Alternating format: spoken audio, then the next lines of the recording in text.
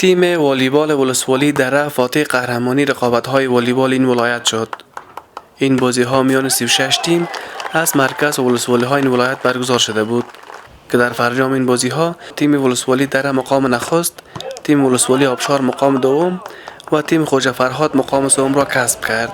چندین روز مسابقات دوستانه داشتند و بالاخره تیم‌های آخری که اول و دوم بود، امروز ما شاهد صحنه از او بودیم که الحمدلله بسیار در یک فضای آرام و در یک فضای اخوت برادری انجام شد. ولسوالی دره اول شد و ولسوالی آبشار قهرمان شد. ورزشکاران ولایت پنجشیر میگویند آمادگی رقابت را به سطح افزون دارند. اگر کدام مسابقاتی که از طرف فدراسیون والیبال در نظر گرفته شود در مرکز برگزار شود، ما میتونیم که تیم خود آماده بسازیم و در رقابت ها اشتراک بکنیم. این بازی ها به مدت یک ماه در میدان والیبال مرکز ولایت پنجشیر برگزار گردید که در این بازی ها ده ها تماشاچی اشتراک داشتند.